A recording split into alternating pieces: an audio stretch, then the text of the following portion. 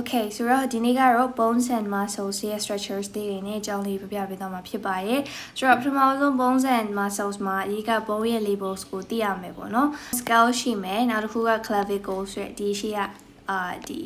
အယိုးရှိမယ်နောက်တစ်ခုက sternum ပေါ့နော်ရင်ရိုးရှိမယ်နောက်ကနေပြီးတော့ shoulder bones တွေထိပ်ပေးထားတဲ့ scapular ရှိမယ်အပေါ်က shoulders က humerus ရှိမယ်နောက်ဒီ ulna နဲ့ radius ကလေဒီအာနာဘက်ကလက်တန်းဘက်ပေါ့နော်ဆိုတော့ဒီပုံစံကိုကြည့်မယ်ဆိုလို့ရှိရင်ဒီဘက်မှာရှိတဲ့ကောင်ကလက်တန်းရှိတယ်လို့မှတ်လို့ရတယ်ဒီဘက်က radius ရှိမယ်တော့လေးချောင်းကျန်တဲ့လေးချောင်းနဲ့ဆက်ထားတာပေါ့နော်နောက်ဒီထိတ်က carpus ရှိပြင်မယ် metacarpus ပြင်မယ်လက်ချောင်းလေးတွေကြတော့ flagellum ဆိုခေါ်တယ်နောက်ဒီမှာဆိုရင် sternum ပြီးသွားပြီဆိုအလေကနေနောက်ကပြန်ဖြတ်တဲ့ spine ရှိရပေါ့နော်သူကတော့ main ကြီးပဲပေါ့နော် spine ရဲ့အောက်မှာ pelvis ရှိမယ်နောက်တစ်ခုကဒီကြားထဲမှာရှိတဲ့sacrum ဆိုရဲကောင်လေးရိုးရှိမယ်ပေါ့နော်နောက်တစ်ခုကဒီ femur ရှိမယ် femur ပေါက်ရိုးရဲ့နောက် patella 2ကောက်ရဲ့အောက်က tibia ရဲ့ fibula ရဲ့နှစ်ခုရှိမယ်ပေါ့ခြေထောက်ကျတော့ tarsus ရဲ့ metatarsals ရဲ့ flagellum လေးရရှိရပေါ့ဒီမှာဆုံး ACL skeleton ကိုမှတ်ရမယ်ပေါ့ ACL skeleton က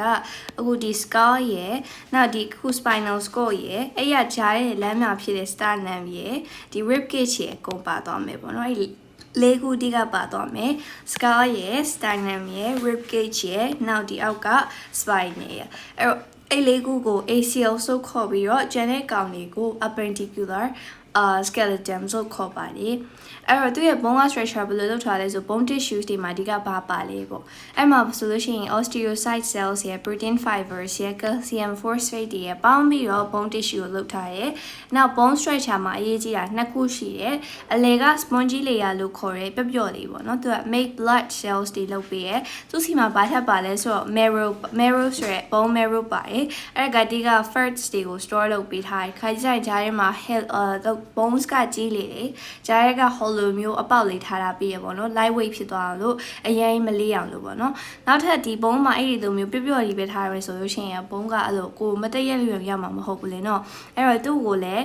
ဒီ strength ရှိအောင်လို့ဘာလုပ်ပေးထားလဲဆိုတော့ combat layer က combat bone ကနေပြီးတော့ဒီ give strength ပေးထားရပေါ့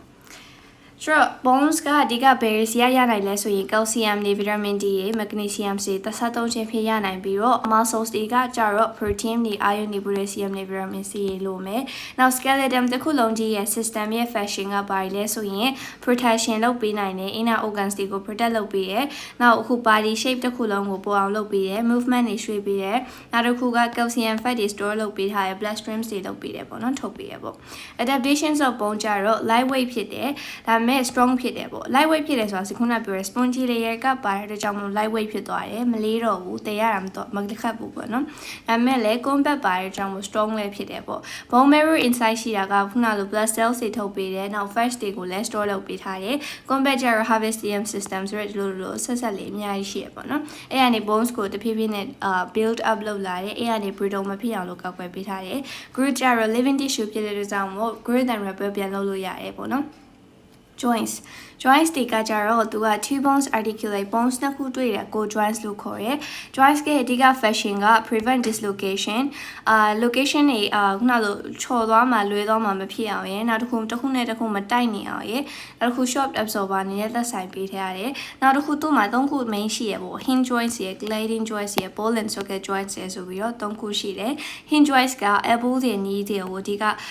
တွေ့ရတယ်ပေါ့နော်သူတို့စီမှာ hinge joints လို့ခေါ်ရယ်သူတို့ကအဓိကone plane 180 degree လဲလို့ရတယ် gliding ကတော့နည်းနည်းလေးပဲ slide over each other လုပ်လို့ရတယ် vertebrae ကို example ကြည့်လို့ရတယ်ပေါ့နော်သူကလို့တစ်ခုရွှေ့အောက်ကလည်းရွှေ့ရတယ်အဲ့တော့မှသူကနည်းနည်းလေးရွှေ့သွားမယ်ပေါ့ ball and socket ကတော့360 many plane ကိုလှည့်လို့ရတယ်360လုံးပေးရတယ်ပေါ့နော်တို့ဘယ်မှာတွေ့လို့ရလဲဆို shoulder တွေ hip တွေမှာတွေ့ရပါတယ်ဆိုတော့ synovial joints က freely movable joints တွေဖြစ်တယ်သူ့မှာ main source နှစ်ခုရှိလာတယ် synovial fluid နဲ့ synovial membrane လို့ခေါ်တယ်သူရဲ့ function ကဘာလဲဆိုရင် lubricant ဖြစ်အောင်ရယ်နောက်တစ်ခုက friction မရှိတော့အောင်ရယ်ပေါ့နော်အဲ့တော့ပုံလေးနဲ့ကြည့်ရင်ပို့ပြီးတော့နားလည်သွားမယ် synovial membrane ကအခုဒီမှာအနီရောင်လေးနဲ့ပြထားတဲ့ကောင်လေးကို synovial membrane လို့ခေါ်တယ်ကြားထဲမှာရှိတဲ့လေမွန်ရောင်လေးက synovial fluid ဖြစ်ပါတယ်နောက်တစ်ခုပုံနေများစုမှာဒီလို joints တွေထဲမှာပိုင်ဆွဲခိုင်းတာဒီကတ်တလစ်ကိုဆွဲခိုင်းလေးရှိရယ်အခုဒီမှာပြန်ရောင်လေးနဲ့ပြထားတဲ့ဒီကတ်တလစ်ဖြစ်ပါတယ်ပေါ့နော်အဲ့ဒါဒီဘုံနှစ်ခုလုံးစီမှာတို့ရဲ့အထိတ်ကနေပြီးတော့ရှိရကောင်လေးပေါ့ဥပမာဒီမှာဆွဲပါဆိုရင်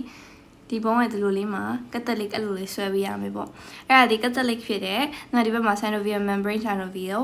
fluid ရမယ်ပေါ့နော် bones မှာဆိုရင်အထဲထဲမှာ bone marrow ရှိမယ် spongy layer ရှိမယ်နောက်တစ်ခုကအပေါ်ကနေ compact bone ရှိမယ်အဲ့ဒါနေပြီးတော့မှဟိုးအပေါ်ဆုံးကနေထပ်ပြီးကပေးထားတာဒီ periosteum လို့ခေါ်ရပေါ့နော်Okay ဆိုတော့ bones ကတဖြည်းဖြည်းနဲ့ဘယ်လို grow ဖြစ်လာလဲဆိုရင်ဒီမှာ bone စစ်သေးလေးရှိရပေါ့အဲ့ bone စစ်သေးလေးရဲ့အလယ်ကနေပြီးတော့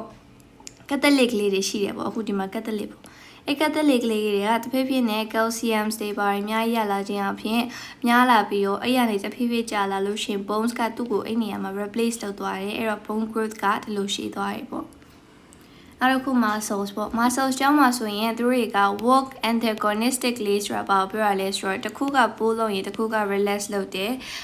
tricep ကပိုးလို့ရင် bicep က relax လုပ်ထားတယ်လို့မျိုးပေါ့နော်အဲ့လိုသွားတယ်နောက်သူတို့ ਨੇ bones and muscles နှစ်ခု connect လုပ်နေတဲ့အချိန်မှာဒီသုံးခုအရေးကြီးရပေါ့ catholic က prevent bones from rubbing reduce friction reduce pain အဲ့ဒါလေးတွေရှိတယ် catholic ရဲ့ fashion ပေါ့နော် tandem နဲ့ ligament နှစ်ခုမိလေးရှိတယ် tandem က elastic မဖြစ်ဘူးသူက muscles ကို bone နဲ့ချိတ်ပေးတာ muscles နဲ့ bone နဲ့ချိတ်ပေးတာ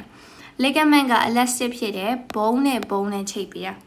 သူက prevent dislocation တန်တန်က course movement တွေတိကထားပြီးတော့လုပ်ပေးတယ်ပေါ့ Okay bone diseases တွေကိုကြည့်မယ်ဆိုရင် osteoporosis တွေမယ်အဲ့ဒါက loose calcium stars တွေများလာတယ်ဒီလူကကြီးလာရဲ့မြ calcium absorption လည်းနည်းလာပြီးတော့ calcium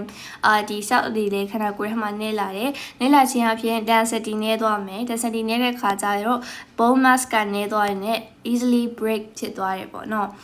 break out ဖြစ်သွားတယ်လို့ပြောလို့ရတယ် symptoms က break out ဖြစ်တယ် back pains တွေရမယ် loose height ဖြစ်မယ်နောက် postures ကလည်းလိုခါကိုကိုကြီးအဲ့လိုဖြစ်သွားတယ်ပေါ့နော် treatment ကကြတော့သူ့ကို calcium များပေးတယ် vitamin D ဆိုလို့ရှိရင် vitamin D စားရင် calcium ရမှာဆိုတော့ vitamin D တိုးရင်လည်း calcium တိုးလာအောင်လုပ်ပေးတယ်နောက်တစ်ခု exercise တွေတဖြည်းဖြည်းနဲ့လုပ်ခိုင်းနေနောက် hormone replacement တွေနဲ့သွားလို့ရပါတယ်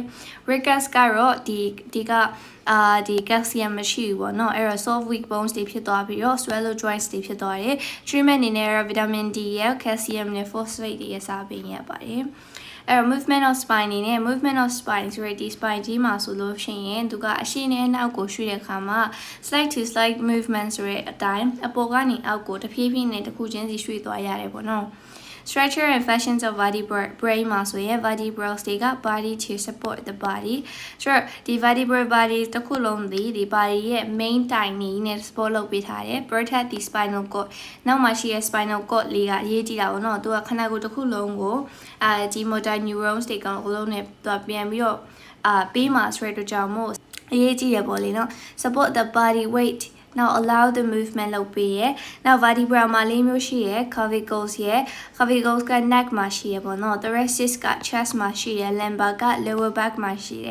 sacrum က bottom spine မှာရှိပါတယ်